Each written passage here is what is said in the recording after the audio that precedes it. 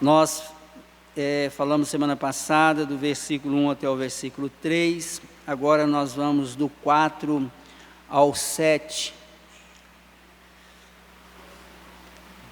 Mas Deus, sendo rico em misericórdia, por causa do grande amor que nos amou, e estando nós mortos em nossos delitos, nos deu vida juntamente com Cristo.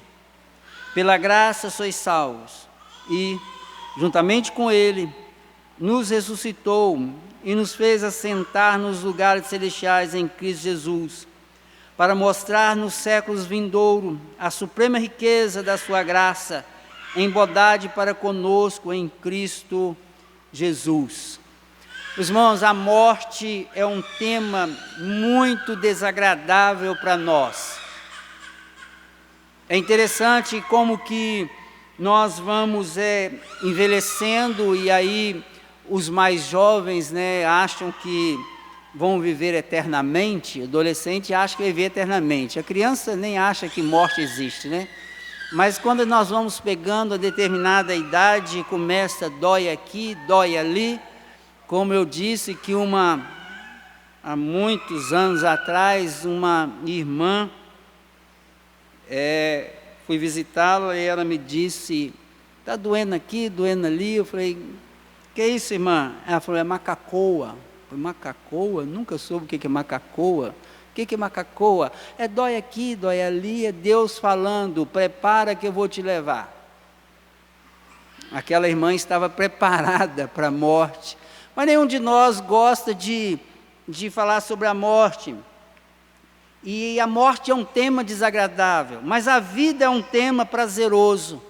Todo mundo gosta de falar da vida, gosta de falar das belezas da vida. Ninguém quer pensar na morte, mas todos nós queremos falar da beleza da vida. Meus irmãos, nos 3 primeiros versículos do capítulo 2 de Efésios, a palavra do Senhor nos mostra um quadro terrível. Eu quero que você tente imaginar, ou se possível, feche seus olhos, é como se você visse 2 quadros numa parede. Um quadro terrível, que na nossa mente, para nosso pensamento, mas que é a pura verdade que se encontra nesse quadro terrível. Imagina um quadro terrível. Ele se encontra no capítulo 2, do versículo 1 ao versículo 3, aonde Paulo vai expor a morte. Ele diz claramente, nós estávamos mortos nos nossos delitos e pecados. Ele mostra nesses 3 primeiros versículos uma situação terrível. Pessoas que estão mortas, apesar de que andam, mortos vivos. Pessoas que estão afastadas de Deus, que estão sob o domínio do maligno, que estão debaixo da ira de Deus, a ira toda, que nós não conseguimos falar o que é a ira de Deus, nós não conseguimos expressar o que é isso, nós não conseguimos ter noção do que é isso. Uma ira terrível sobre a humanidade, sobre todos aqueles que são herdeiros de Adão, que Adão os representou e tem a natureza humana. É o quadro do capítulo 2, do versículo 1 a 3. Agora, a palavra vem nos mostrar um povo que tem vida.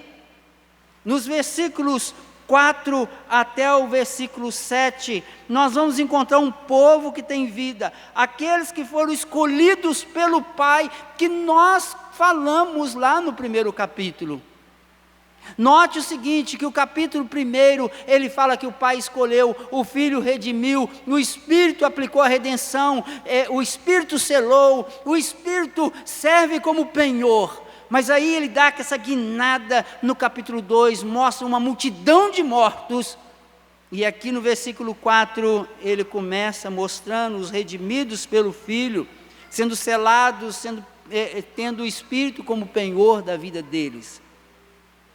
Meus irmãos, o versículo 4 começa com uma expressão que você precisa de tentar entender. Ele mostra o quadro da morte, mas aí a primeira palavrinha que tem no versículo 4, olha aí, mas,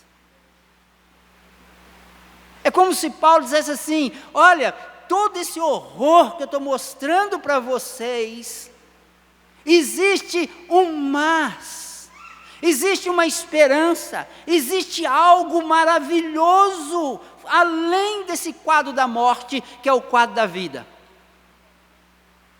Mas, Deus, sendo rico em misericórdia, por causa do grande amor que nos amou, e estando nós mortos, Ele faz questão de lembrar, estando nós mortos em nossos delitos, Ele nos deu vida.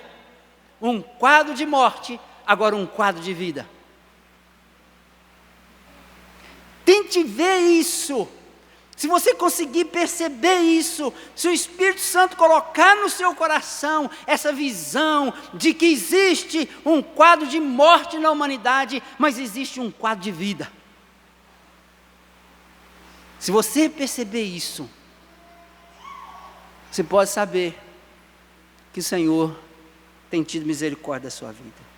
E Ele vai mostrar a partir desse mais, é que há uma ação de Deus.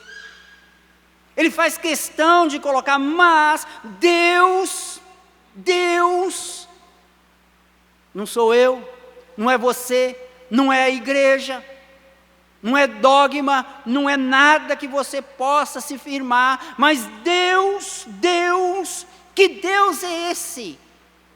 E Ele vai expor quem é o Deus que muda a história. Ele diz, um Deus que é rico em misericórdia, um Deus que é gracioso, um Deus que tem um grande amor. Olha, meus irmãos, sendo rico em misericórdia, por causa do grande amor com que nos amou.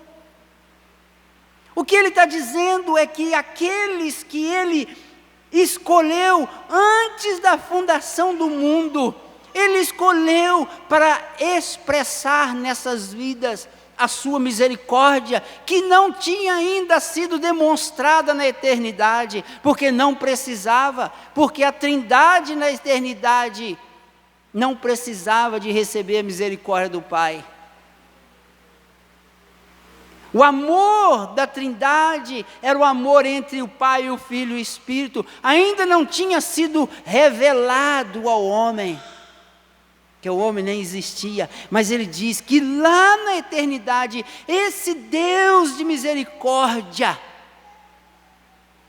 amou os seus escolhidos. Ele amou.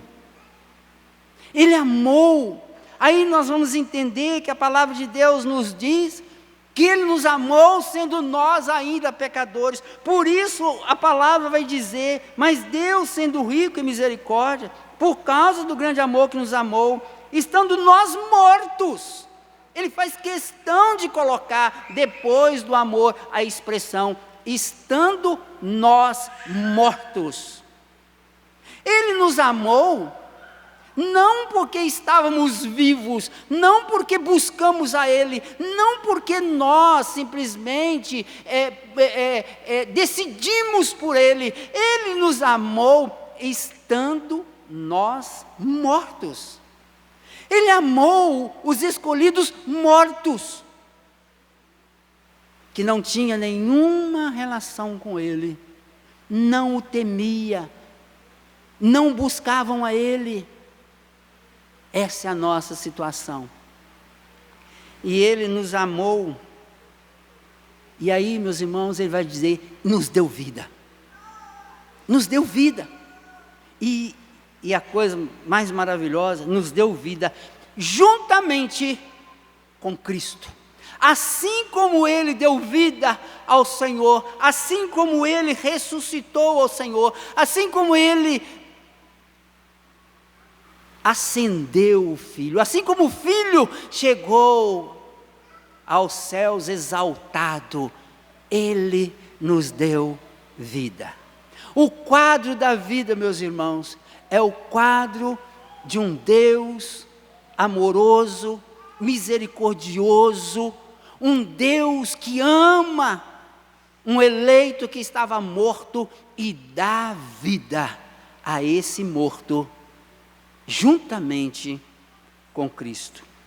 A ressurreição, a ascensão, que nós ainda não experimentamos, mas que já está lá, já está garantida por nós. Aí você vai entender por que Paulo termina falando no capítulo 1, quando ele vai dizer que o Espírito Santo é o nosso selo e o penhor até o resgate da sua propriedade.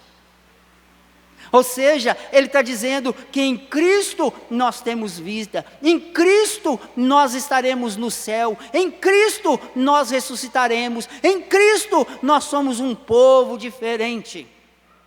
Nós não pertencemos mais a esse quadro, nós fomos tirados desse quadro e passados para o quadro da vida.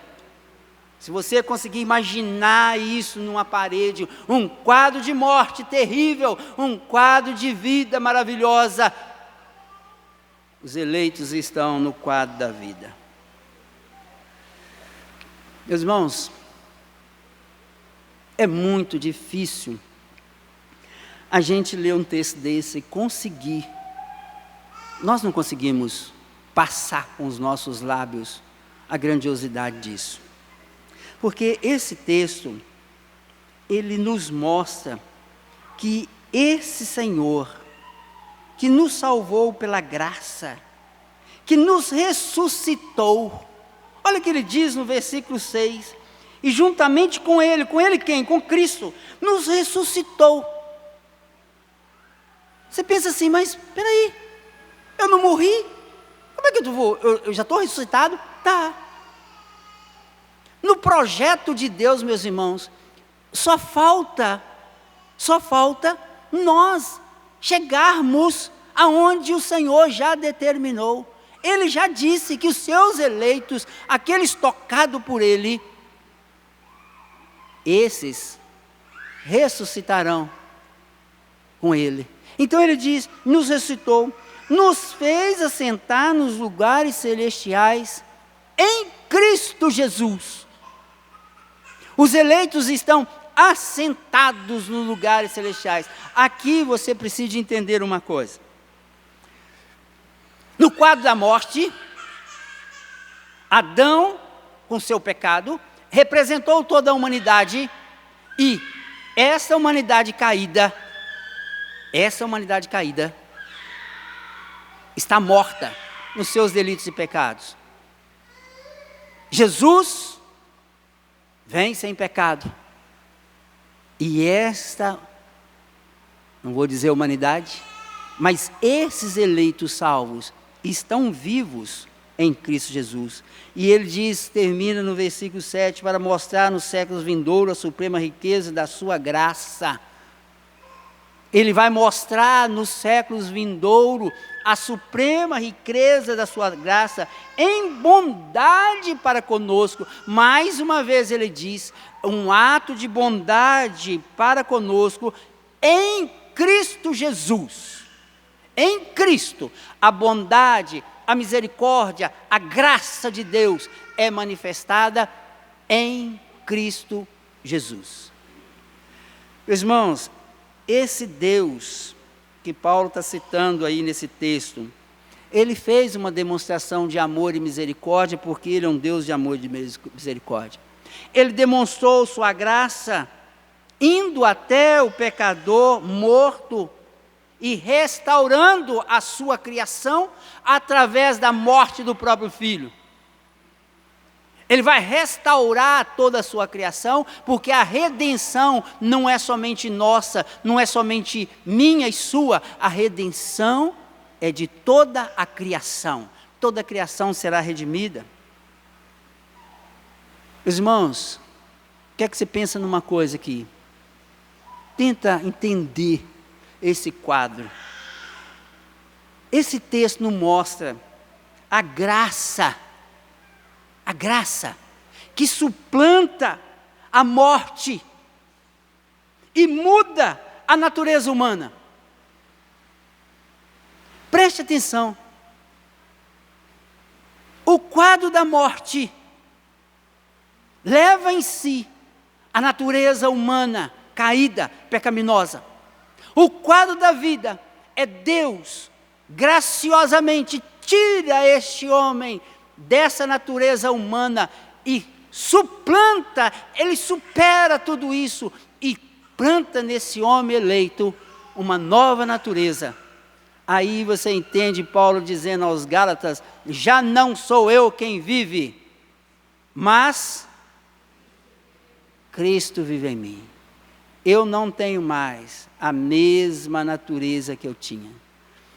Se vocês lembrarem do texto lido para a confissão de pecados, diz que o pecado já não tem mais domínio sobre nós. Por quê? Agora nós estamos debaixo da graça. Meus irmãos,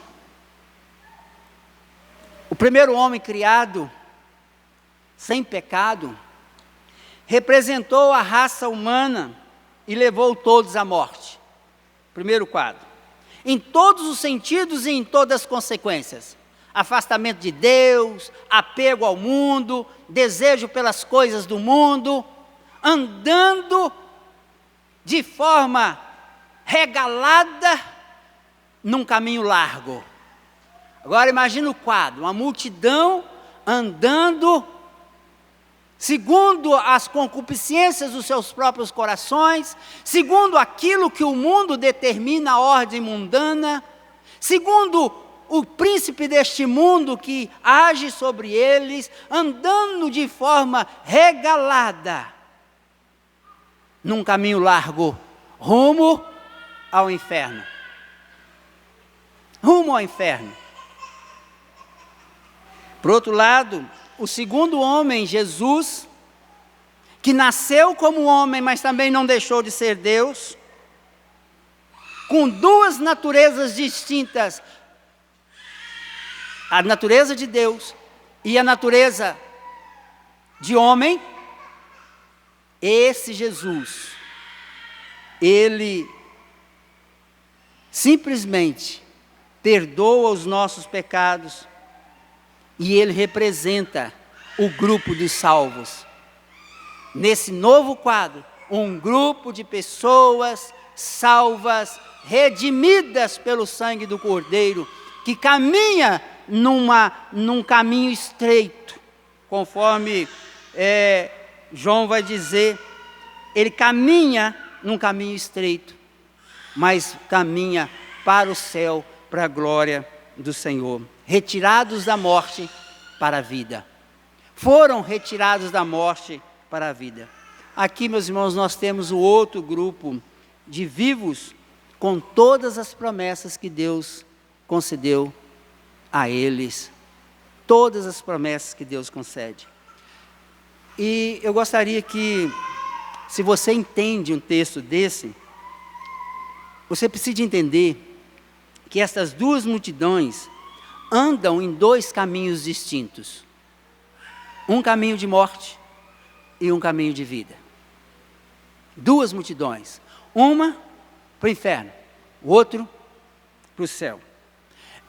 Paulo vai dizer aos Coríntios, na segunda carta dele, escrita à igreja dos Coríntios, capítulo 3, versículo 5.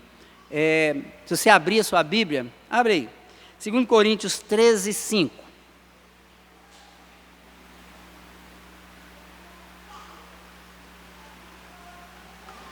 Segundo Coríntios 13, 5.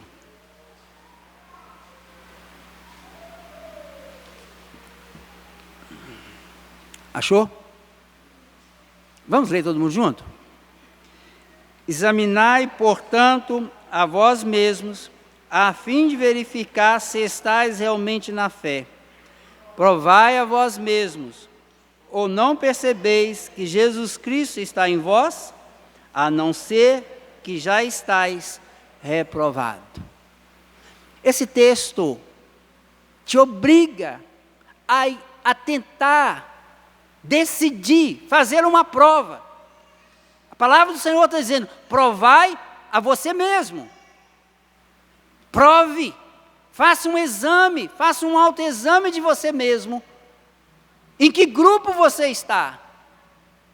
Na multidão que anda nos caminhos largos, na multidão que está preocupada com as coisas do mundo, na multidão que se preocupa muitas vezes com o dinheiro, muitas vezes com o prazer da carne, muitas vezes com a beleza do corpo, muitas vezes preocupado só com as coisas que o mundo oferece. Ou você está preocupado, ou você faz parte da multidão que pensa nas coisas do alto, que anda com o Senhor. Esses são os dois grupos que nós encontramos nesse texto. E Paulo, alertando a igreja dos Coríntios, diz: olha, prove para ver se você já não está reprovado. Olha por onde você anda. Os dois grupos já experimentam, meus irmãos, nessa vida aqui, o que viverão lá. Os dois grupos já experimentam. Um grupo que anda nos seus deleites do pecado, está com o coração vazio, angustiado, faltando algo. O grupo que anda com o Senhor tem o seu coração aquecido, tem prazer em Deus, busca transformação, busca santidade, quer cada vez mais parecer com o Senhor. Eu quero encerrar fazendo algumas perguntas. Você entende isso? Você compreende que a Bíblia está, num pequeno texto, está colocando para você que a única forma que você tem de ter vida é através do Senhor te achar. É uma expressão que eu usei com a Zista essa semana. Uma pessoa falou com a Zista assim: não estou conseguindo achar Deus. Aí eu falei com a Zista: Deus é que tem que achar ela. Quem é que vai achar Deus? Você quer achar Deus? Perdendo seu tempo. Deus não é um objeto perdido para você achar, não. Quem tem que te achar é Deus. Ele tem que te achar. Porque Ele pode te dar vida. Ele pode mudar o seu coração. Ele pode mudar para que você realmente não fique no estado de pecado. Que você não fique com soberba. Ele pode mudar a sua casa, Ele pode mudar o seu marido, Ele pode mudar a sua mulher, Ele pode salvar o seu filho, Ele pode, Ele. Você não pode nada. Você não passa de um objeto, ou na mão do inimigo, indo para o inferno, ou na mão de Deus, indo para o céu. Ele, em Cristo, ele diz claramente, em Cristo. O que acontece muitas vezes é que nós não entendemos isso. Nós queremos fazer a vontade de Deus de acordo com o que eu penso, de acordo com o que eu quero, do meu jeito, e não é assim. E aí a segunda pergunta, além de você entender, você vive isso, você já experimentou isso no seu coração, de ler um texto desse e ficar encantado com a grandiosidade do seu Deus, com a grandiosidade de você se emocionar e dizer: meu Deus, não sou eu, é o Senhor que me amou. Se eu amo o Senhor, é porque o Senhor me amou. Se eu sirvo o Senhor, é porque o Senhor me amou. Se eu vou à igreja adorar o Senhor, é porque o Senhor me amou. Tudo é o Senhor. Tudo é o Senhor. E eu quero encerrar dizendo o seguinte: além de você entender, além de você ter que se analisar, além de você poder experimentar, você precisa de pedir ao Senhor que aplique isso cada dia no seu coração, para que o inimigo não venha roubar uma bênção dessa da sua vida, para que você não passe uma vida neste mundo, apesar de pertencer ao grupo que caminha num caminho estreito, mas rumo à glória, você não passe uma vida sem sentido, uma vida vazia, uma vida sem fervor, porque muitas das vezes isso acontece conosco, porque nós queremos andar no caminho estreito, olhando para o caminho largo, desejando o caminho largo. Que o Senhor tenha misericórdia e que você nesta noite possa enxergar isso, ver isso e agradecer ao Senhor. Senhor, obrigado porque o Senhor me amou, ainda morto nos meus delitos e pecados, e o Senhor me deu vida. O Senhor me deu vida. Glória seja dada ao nome do Senhor. Que você não viva mais como membro dessa multidão que caminha pelos caminhos largos, mas saiba que os seus dias estão contados para que um dia você esteja realmente usufruindo de toda a bênção alcançada pelo Senhor naquela cruz do Calvário por você. Que o Senhor possa te abençoar. Vamos ficar de pé e vamos orar.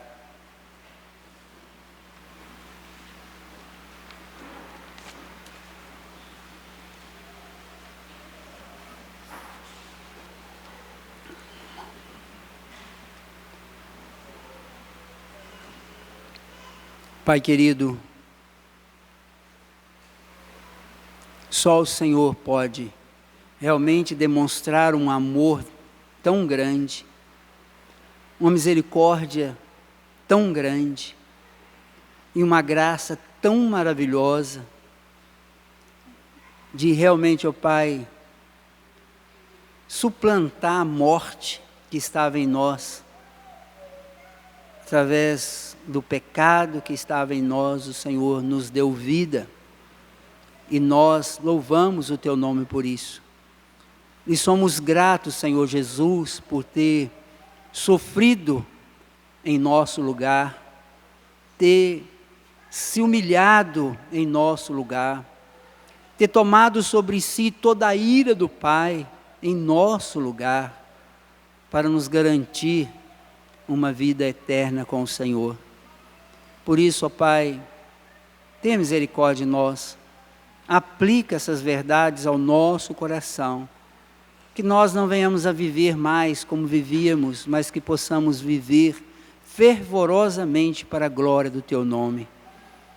Ó Deus, leva-nos para os nossos lares com a Tua bênção, que a graça do nosso Senhor e Salvador Jesus, que o amor do nosso Deus e Pai, que nos escolheu antes da fundação do mundo, a direção, unção e penhor do Espírito esteja sobre cada um de vós e sobre todo o povo de Deus espalhado sobre a terra, hoje e para todo sempre.